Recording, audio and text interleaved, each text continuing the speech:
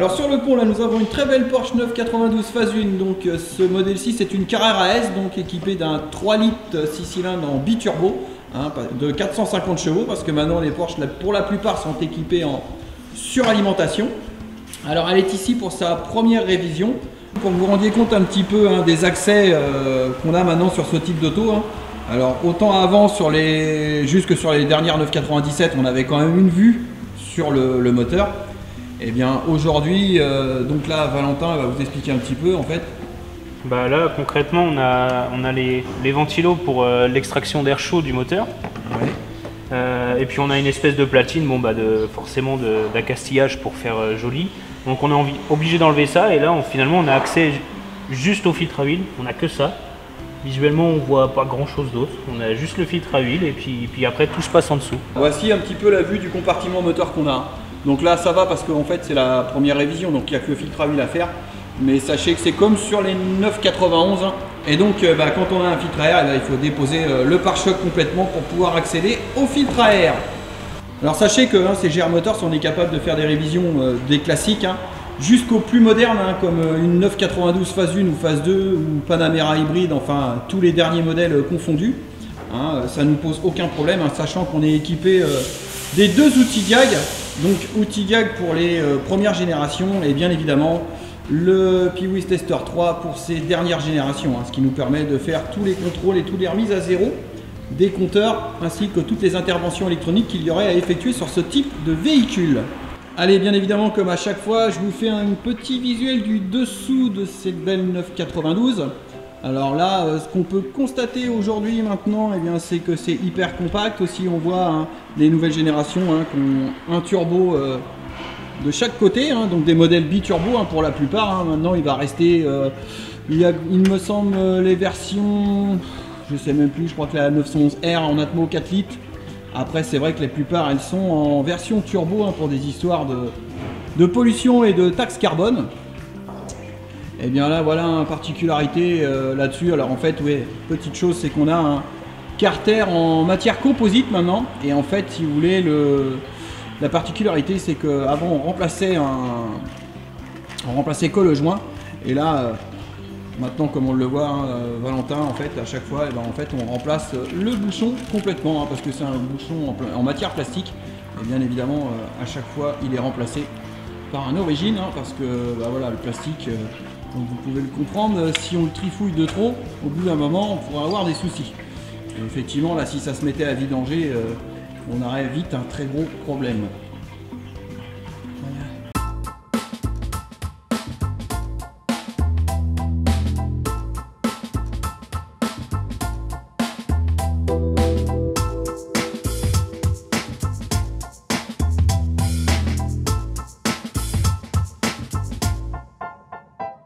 Donc on a un 718 sur le pont Caïman, donc qui est là parce qu'on a un bruit moteur à aller diagnostiquer.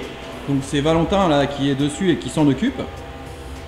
Alors petite particularité sur ces nouveaux modèles de 718 que Valentin va vous faire un plaisir de vous expliquer. Qu'est-ce qu'ils ont comme particularité ces nouveaux 718? Et ben maintenant chez Porsche ils ont abandonné les 6 cylindres à plat et sont passés en 4 cylindres à plat turbo. Alors ouais, ils n'ont pas complètement abandonné le 6 cylindres, mais c'est vrai que là sur les Caïmans, ouais, les Boxster aussi, donc on est en fait, ça reprend un petit peu le principe comme on peut le dire, un moteur de Subaru, grossièrement. Ouais, c'est ça.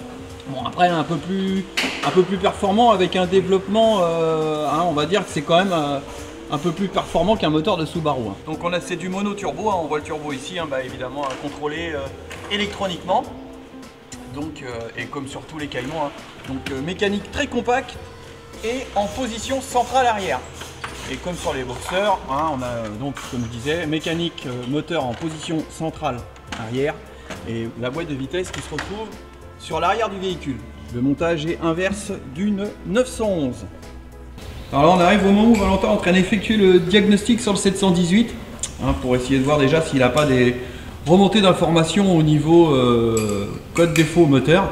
Alors donc bien évidemment à l'aide de l'outil diagnostic Porsche, parce que j'insiste et je le redis, chez nous on est équipé en outil diagnostic aussi bien pour les premières générations que les toutes dernières générations, comme cet exemple là, le 718. Voilà, en direct les amis, on a le patron.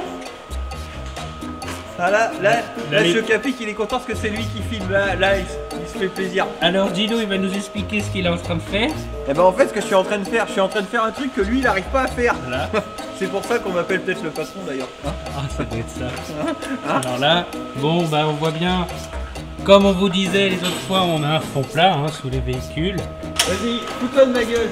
À l'instant il vient juste de redescendre le véhicule, parce qu'en fait, de toute façon, Valentin il va pas changer le truc ou qu'il est champion du monde, parce qu'en fait il l'a levé et il avait le carter enlevé en dessous. Et puis il a encore mis les tampons sur le carter. Vous voyez là, il y a pourtant un emplacement pour mettre le tampon. Et Valentin il n'a pas mis l'emplacement dans le tampon. Il a mis à côté. Tu vas nous parler de la spécificité des nouveaux Cayman 718. Le moteur à plat. Alors ça c'est puissant, spécificité d'un moteur de Porsche. C'est un moteur à plat, mais bien évidemment. Non, c'est des 4 cylindres turbo. Juste à côté du Cayman 718, on a une BMW M3 E36. Alors qui est là pour une révision avec différents éléments mécaniques. Donc on a la vidange, on a le remplacement des fameux coussinets de bielle avec les vis. Et donc embrayage et différentes choses, un remplacement fluide et liquide. Pleine action, donc on a Marcel et Valentin en train de déposer l'ensemble d'échappement pour pouvoir accéder à la boîte de vitesse. Donc on a les dessous de la M3, donc comme je vous disais, donc on va faire une dépose de l'ensemble berceau carter inférieur pour le remplacement des bielles, parce que c'est préconisé là-dessus, ainsi que de l'embrayage. Et bien écoutez, on repassera tout à l'heure quand ça sera déposé le carter, je vous ferai une petite vue interne du moteur. Alors une vue là sur la BMW M3 où on voit le cache arbre à cam qui a été déposé ainsi que le système Vanos sur ces véhicules là. Donc on va aller voir après Marcel sur l'établi, il est en train d'effectuer la remise en état du Vanos, c'est-à-dire le remplacement des joints, les étanchéités et tout le petit système. Vous allez voir c'est un petit peu de l'horlogerie. Alors en fait le système Vanos ça se situe ici. Donc là on a la poulie d'arbre à cam d'échappement, la poulie d'arbre à cam d'admission. Et en fait le principe d'un Vanos c'est que c'est relié aux extrémités des arbres à cam et ça permet d'aller faire varier et déphaser les arbres à cam, donc d'optimiser au maximum la puissance moteur. Alors Marcel il est sur le Vanos de la BMW M3, donc il l'a déposé pour le remettre en état, parce que au bout d'un certain temps on a toute une série de petits joints qui sont à l'intérieur de ce système, donc double déphasage d'arbres à cam. Et les joints s'usent, en fait ça perd l'étanchéité. Et c'est ce qui fait que vous avez un véhicule après qui fonctionne pas très bien et qui a des ralentis instables. Alors voilà, ça se fait, mais alors attention, délicatesse et propreté, parce que c'est un petit système quand même assez complexe, hydraulique, et c'est un petit peu de l'horlogerie. Donc voilà, prendre son temps, faire ça proprement, et comme on le voit là, il faut changer les joints. Il faut être délicat et surtout ne rien abîmer.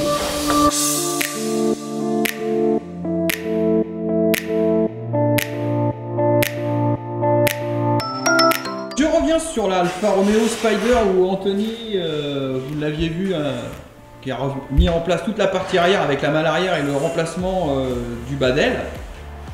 Donc là on peut le voir à l'image, il est sur la partie avant, donc il a déposé entièrement tout le morceau avant pour préparer à la repose de la nouvelle pièce de remplacement, bien évidemment toujours en tôle adaptable, on insiste là-dessus parce que voilà, c'est toujours des pièces à adapter. Alors là on constate Anthony en fait il est en train de refabriquer des tôles, parce qu'en fait il a des emplacements sur la partie avant qui sont détériorés, qui sont pourris, en bas, c'est ça Anthony? Et donc plutôt que de remplacer tout le morceau, ce qui ferait un travail considérable, là en fait tu fais une tôle de réparation à l'identique. Donc là t'es en train de préparer tes petites tôles à la coupe, après tu les formes et puis après tu vas les souder en place et du coup ça sera, comme on dit, ni vu ni connu, impeccable. Alors quand je dis ni vu ni connu, on fait pas du bidouillage ou du masquage. Là, vous voyez, il prend son temps, il fabrique des belles tôles, elles vont être formées, remis en place. Une fois que ça va être remis en place, on y verra avec du feu. Comme d'origine. Comme d'origine, voilà. Le mot d'Anthony, comme d'origine. Ça revient souvent à la bouche d'Anthony, ça. Bon allez Anthony, je te laisse bosser, merci. Je vous fais une vue sur la pièce qu'il a déposée, donc la partie avant qui va être remplacée, donc c'est cet ensemble là. Donc si vous vous rappelez, on voit bien que le nez il est complètement défoncé, donc ça avait été très mal réparé, ça avait été bourreau mastic, donc nous vous voyez on remplace le morceau de façon à avoir un avant qui soit en parfait état. Et donc là je vous mets en comparaison la nouvelle pièce, neuve, donc qui va être reposée à la place de l'ancienne. Donc bah là voilà, hein, on aura elle va reprendre un nez en parfait état. Et je le redis, hein, j'insiste là-dessus. Hein, bon, c'est de la pièce neuve, mais ça reste de la pièce adaptable, donc ça y va pas pile poil. Hein. Donc c'est là que tout l'art d'Anthony entre en jeu pour faire l'ajustement de cette pièce sur le véhicule. Allez les amis, on repasse. Alors là, comme on le voit, là il y a Anthony qui est à la préparation pour la repose du masque avant. Donc vous voyez hein, tout l'ajustage en cours, évidemment avant de souder. Donc en fait, bah voilà, la phase importante, vous voyez, c'est qu'il ne ressoude pas bêtement la face avant comme ça. Hein. C'est mise en place, contrôle et évidemment soudure après, parce que là, il faut être sûr qu'une fois que ça sera soudé, que tout soit bien parfaitement aligné. Et c'est là qu'on se rend compte que là, d'un seul coup, ça peut paraître simple au premier abord, mais en fait, ça ne l'est pas du tout. Parce que vous voyez le gros morceau devant là, bah, faut l'aligner, faut que les phares soient alignés, faut que ça soit aligné avec les ailes, faut que ça soit aligné avec le capot, faut que ça soit aligné avec la calandre. Donc, puis vous comprenez bien que quand on bouge un bout, bah ça bouge l'autre. Hein, n'est-ce pas Anthony? Ouais.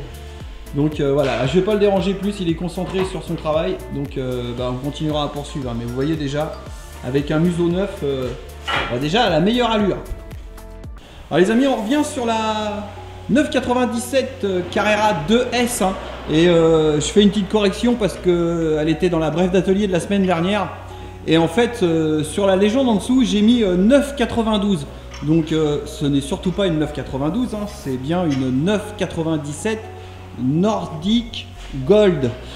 Voilà, c'est parce que voilà, c'est une teinte qui est tellement peu courante que bah, on a du mal à s'en rappeler en fait. Et si vous vous rappelez, eh bien, on avait un problème de tôle qui faisait du bruit. Bon, au premier abord, ça peut paraître simple en remplacement, sauf que bah, là, en fait, on s'est retrouvé avec, Romain, on s'est dit, bah voilà, il va nous faire cette intervention-là, c'est pas trop compliqué en mécanique. Et finalement, eh ben, en fait, bon, bah, c'est que voilà, c'était bien rouillé partout. Et bon, là, quand c'est rouillé, bah, là, tout de suite. On part dans des choses qui peuvent devenir un petit peu plus complexes. Bah là on se rend compte que voilà, c'était attaqué. Hein. Alors peut-être que c'était une auto hein, qui a roulé dans des endroits sud de la France ou des choses comme ça où qu'il y a forcément souvent de la neige. Et le problème c'est que quand ils salent les routes, et bah, quand les routes sont salées, le sel ça corrode un peu. Hein. Là vous voyez, là j'ai l'autre morceau et en fait vous voyez, si vous vous rappelez c'est ces tôles là qui vibraient parce que vous voyez les supports sont complètement détruits par la rouille. Et donc ça venait vibrer sur les parties de l'échappement. Donc là une vue des tôles remplacées, hein, vous voyez les tôles par bobine ainsi que la tôle, la fameuse tôle, bon bah voilà, il n'y a plus de vibration, maintenant elle est bien fixée, Romain a mis tout ça en place.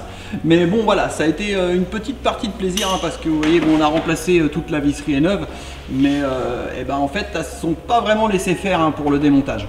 Donc en fait là Romain il est sur la partie droite, là il est en train de finir le travail, toute la partie la plus pénible en fait elle est terminée là. Hein. Donc maintenant en fait il va te rester on va dire le remontage du pare-choc des échappements là ouais. Là ça va être enfin c'est la partie simple en fait hein. Bien plus facile ouais. Voilà. Toute la partie désagréable est passée. Voilà. Et bien écoutez voilà ce qu'il en est pour cette 997 et non pas 992 Nordic Gold. Merci Romain. Alors donc 1, 2, 3. Alors là nous avons un beau 718 Cayman qui est sur le pont, donc un problème de... On a un bruit moteur, on a quelque chose. Le mec. Un bruit de casserole. Ouais, voilà. Ouais, ben voilà, Robert, il a dit Robert De Niro. L'histoire de Robert De Niro, hein, c'est pour Valentin, c'est parce qu'il dit que Marcel avec ses lunettes il ressemble à Robert De Niro. On a Robert De Niro, on dirait que c'est leur moteur. Pourquoi Robert De Niro? Bah il marche pas. Et ça c'est Aldomatch. Oui bah ça va, je m'entraîne. Marcher comment De Niro normalement peut-être? Ouais. Oui voilà, pas de démarche particulière. Tu es prêt? Oui monsieur. C'est bon, qu'est-ce que tu tripotes là? Oh, touche pas à ça, ça rend fou. Arrête d'y mettre des doigts. Obligé de descendre. Arrête de mettre tes doigts partout comme ça. Bah c'est fini. Alors cette brève d'atelier se termine, donc comme vous avez pu le voir à travers cette brève d'atelier, nous sommes capables de faire des interventions sur des véhicules très récents de chez Porsche, hein. La 992 sur lequel Valentin a effectué une révision, ainsi que le 718 sur lequel il avait un diagnostic à faire. Donc ben, voilà, hein, maintenant vous le savez, nous avons les outils diagnostiques nécessaires pour intervenir sur ce type de véhicule. Pour en revenir aussi à la R5 Turbo 2, parce qu'il y a des gens qui m'ont posé en commentaire où en était ce véhicule. Eh bien écoutez, j'avais fait un clin d'œil d'ailleurs sur la dernière brève d'atelier où je disais qu'on était en cours dessus. Là, du coup, on a complètement terminé les travaux. La mise au point est terminée et là, au jour où je vous parle, le propriétaire l'a même récupérée. Donc cette vidéo là, j'ai plus qu'à la monter et normalement elle devrait paraître, si tout se passe bien, peut-être vendredi. Eh bien écoutez, sur ce, comme d'habitude, un petit pouce bleu, ça fera plaisir, hein, et surtout n'hésitez pas à commenter, partager et liker. Je vous dis à bientôt, tchuss!